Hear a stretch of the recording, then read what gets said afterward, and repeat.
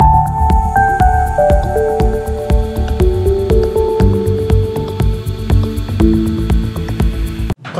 halo sahabat Jep semua, selamat datang kembali di Japanscope Podcast Edition yang hanya ada di Podcast JF Jakarta. Semoga semuanya tetap sehat, semoga semuanya tetap rajin mengikuti Podcast JF Jakarta. Dan seperti biasanya di Japanscope kita akan berdiskusi secara interaktif dan juga santai untuk membahas tentang tema-tema dan juga fenomena-fenomena terkini tentang Jepang. Dan tema untuk Japanscope Podcast Edition kali ini adalah Kyusoku, makanan bergizi gratis versi Jepang. Nah sahabat JF, apakah sahabat JF pernah mendengar tentang Kyusoku? Nah buat sahabat JF yang belum pernah dengar, Kyusoku adalah sebuah sistem makan siang bersama di sekolah publik di Jepang. Dan di episode kali ini kita akan mengupas tentang mengapa Kyusoku ini menjadi sangat penting bagi masyarakat Jepang, dan juga bagaimana regulasi dari pemerintah dan juga apa saja tantangannya. Nah, untuk membahas tentang Kyusoku ini kami sudah mengundang Mas Daniel Hermawan. Halo Mas Daniel. Halo Mas Adi. Apa kabar? Baik. Senang bisa bergabung lagi di Japanscope Podcast Mas. Sama-sama Mas. Oke Mas, aku bacakan dulu short bio-nya ya Mas ya. Siap. Oke, jadi Mas Daniel ini adalah dosen di jurusan Sastra Jepang Binus University. Mas Daniel menempuh pendidikan S1 di Sastra Jepang Universitas Kristen Maranatha dan kemudian melanjutkan pendidikan S2-nya di Kajian Wilayah Jepang Universitas Indonesia. Dan fokus penelitian Mas Daniel ini ada pada budaya populer Jepang, terutama pada media visual seperti anime atau tokusatsu begitu. Mas Daniel, ini kan biasanya Mas Daniel kan tentang anime, tokusatsu dan teman-temannya nih. Nah, tapi ini agak sedikit melenceng dari tema yang biasanya Mas Daniel bahas. Ini kenapa Mas kita bahas tema ini Mas? Mungkin salah satu hal topik yang sebenarnya di Indonesia kan sedang kita lagi banyak orang ngomongin tentang makan bergizi gratis. Betul. Dan saya rasa sebenarnya kalau kita lihat di media pun dalam artian di media-media Jepang, Kyusoku itu sebenarnya salah satu hal yang diperlihatkan sebagai salah satu bagian dari budaya Jepang yang seringkali diperlihatkan. Jadi menurut saya ini suatu hal yang menarik untuk diteliti dan saya rasa pun masih bagian dari media. Jadi saya rasa ini sesuatu yang sebenarnya perlu kita bahas bareng-bareng kali ya. Tapi sebelum kita membahas tentang Kyusoku ini, maksudnya program makan bersama di sekolah ini yang ada di Jepang ini, tapi sebenarnya untuk program semacam ini kan tidak hanya ada di Indonesia dan Jepang saja kan ya Mas ya sebetulnya. Betul. Kalau misalnya dari yang saya coba cari-cari, sebenarnya ini merupakan program makan untuk banyak negara itu sudah cukup banyak. Terutama kalau misalnya saya lihat mungkin bisa slide yang ada bendera-bendera ya ini kita lihat di beberapa negara Eropa seperti misalnya Finlandia gitu. Ini udah dari tahun 1948 kalau saya nggak salah mereka menyediakan makan siang untuk anak-anak sekolah itu bahkan dari anak SD sampai anak SMA itu dikasih. Dan kemudian kalau Swedia juga sama untuk tingkatan yang sama tapi dia mulainya sekitar tahun 70-an. Kemudian kalau kita pindah benua kemudian ke negara lain seperti misalnya Brazil tuh di tahun 2009 mereka mulainya, cuman mereka lebih komit untuk menyediakan makan dengan bahan organik. Jadi komitmen mereka spesifik ke situ ya. Jadi untuk supaya orang-orang bisa makan makanan yang lebih dianggap lebih baik gitu ya, lebih natural. Bahkan katanya ada kalau misalnya dari yang saya baca sih awalnya itu ditetapkan sekitar 30% dari bahan yang disajikan itu harus organik. Semakin kesini tuh katanya ada aturan bahkan sampai 100% harus organik. I see. Nah kemudian selain Brasil, Kanada pun kalau misalnya kita bilang mungkin ini negara yang kita anggap negara maju, tapi sebenarnya untuk program seperti ini baru dimulai tahun kemarin katanya.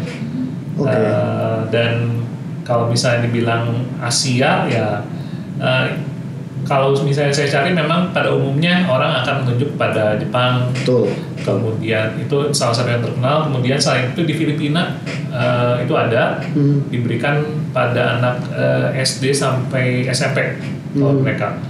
Kemudian India pun sama di anak-anak sekolah dasar yang diberikannya. Gitu. Jadi memang targetannya berbeda-beda di tiap-tiap negara, dan saya rasa ini sesuatu yang pada akhirnya pemerintah kita melihat ini bukan perilaku yang khusus pada negara-negara maju aja, gitu, bahwa ada keterhubungan antara gizi yang baik dengan kemudian bagaimana anak-anak itu diberikan makan pada saat sekolah. Nah, gunanya untuk apa mungkin nanti kita bisa bahas bareng-bareng. Sebelum kita ke sana, Mas, ini untuk Asia kayak Korea Selatan atau Cina enggak ya? Kalau Korea Selatan yang saya baca ada, cuman kalau China saya belum nemuin. Nanti mungkin harus dicari lagi sih kalau China. Mestinya saya nggak nemuin. Kalau yang dimunculin tuh negara-negara ini malah Filipina, India. Kalau Korea Selatan ada. Nah, kemudian untuk Kyusoku ini sendiri gimana, Mas? Maksudnya bagaimana dengan program makan bersama yang ada di Jepang? Untuk Kyushoku sendiri mereka tingkatannya diberikan dari anak SD. Jadi kan untuk wajib sekolah itu mereka kan dimulai dari kelas 1 SD. Kemudian ini akan diberikan sampai dengan SMP. Gitu. Jadi sampai 14 tahun. Sesudah itu kalau untuk tingkatan SMA setahu saya jadi nggak di sekolah lagi gitu Tapi itu kan untuk seluruh SD dan SMP ini, tapi kan hanya untuk SD dan SMP negeri ya kalau nggak salah ya, atau swasta juga iya? Regulasi? Secara regulasi mereka ada, dalam artian ini masuk ke dalam undang-undang. Jadi setahu saya swasta pun itu harus memberikan. Yang mungkin saya belum nemuin pada akhirnya apakah pembiayaannya akan sama persis. Skema pembiayaannya. Betul. Tapi yang pasti ini merupakan satu keharusan. Jadi undang-undangnya ada dan memang harus diberikan pada anak-anak. I see. Nah, kemudian kalau kita membicarakan tentang Kyusoku ini, sebetulnya tujuannya apa sih, Mas? Maksudnya kenapa si Kyusoku ini, kenapa pemerintah Jepang ini kemudian mereka memutuskan untuk perlu adanya Kyusoku ini di sekolah? Mungkin saya maju dulu ke slide yang Kyusoku di Jepang kali ya. Nah, kalau yang saya cari dari Max pada akhirnya sebenarnya agak mirip gitu ya. Karena di Indonesia pun kan sebenarnya untuk memperbaiki gizi. Di sana pun sama, di Max itu dibilang bahwa untuk memperbaiki pola makan dan mengajarkan pada anak-anak tentang pola makan yang benar gitu pada akhirnya. Sebenarnya lebih mengarah ke sana.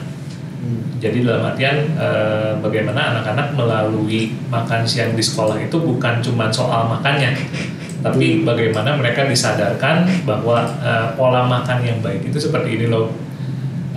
Kemudian pola makanan yang harus dimakan pun seperti ini gitu. Nah, integrasinya itu panjang, dalam artian nggak cuman nih makan siang makan selesai gitu, tapi bagaimana kemudian ini terintegrasi cukup dalam ya. Nanti mungkin kita bisa lihat dalamnya itu sampai kemana aja.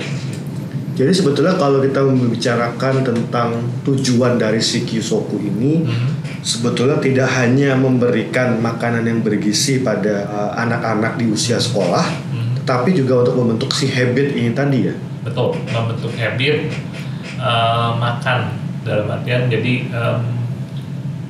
mungkin saya bisa, ini saya pernah dengar, cuman ketika saya cari-cari lagi saya lupa dengarnya di mana, tapi yang pasti salah satu podcast di luar.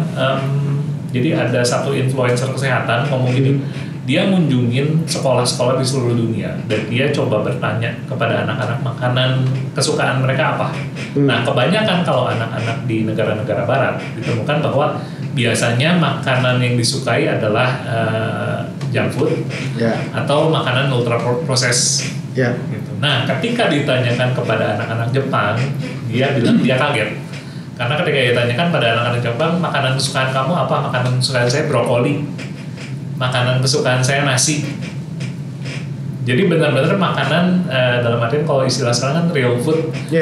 Yang itu dia bilang dengan industri makanan yang seperti sekarang ini, dia cukup heran dalam artian Jepang tidak kemudian tidak ada gitu makanan seperti itu, tapi habit makan anak-anak ini sudah dibentuk, bisa anak-anak kecil ini ngomong kesukaan mereka tuh real food gitu, bukan makanan ultra proses. Iya. Berarti bisa dibilang kalau maksudnya ini jadi lompat ya, tapi berarti bisa dibilang si Kyosoku ini sekarang sudah berhasil untuk membuat ini menjadi sebuah habit ya. Bisa dibilang seperti itu. Bisa dibilang seperti itu dalam artian prosesnya tentu aja nggak semudah 1 tahun betul. dikerjakan langsung beres. Kalau saya lihat secara historis sendiri sebenarnya kan Jepang sudah mengerjakan ini sejak tahun zaman Meiji itu ada sebenarnya rekaman-rekaman tentang betul. Dari sejak zaman Meiji pun pemberian makan di sekolah itu kalau secara rekamnya itu ada. Di bukunya Seikatsu Kaisen, Bu Susi kalau salah itu disebutkan bahwa di awalnya itu diberikan pada khusus anak-anak miskin di Jepang. Nah, tapi dia kemudian mungkin kita bisa maju ke slide yang aturan tentang undang-undang Kyushoku di Jepang ya, bahwa ini dimulai pertama kali tahun 1954. Itu pertama kali diwajibkan bahwa sekolah wajib untuk menyediakan makan siang, di mana itu untuk memperbaiki pola gizi dan juga untuk memperbaiki pola makan. Jadi diteruskan. Jadi kalau sebelumnya itu belum diundang-undangkan, hanya kebijakan pemerintah. Kemudian ini diundang-undangkan karena sempat berhenti, tapi kemudian orang tua, jadi PTA-nya mereka protes kepada sekolah-sekolah, pada akhirnya ini dijadikan undang-undang yang memaksa semua sekolah tuh harus ada ya. Ya sudah diatur misalnya umur 6 sampai 7 itu perlunya berapa, untuk yang kemudian 12 dan 14 tahun itu berapa.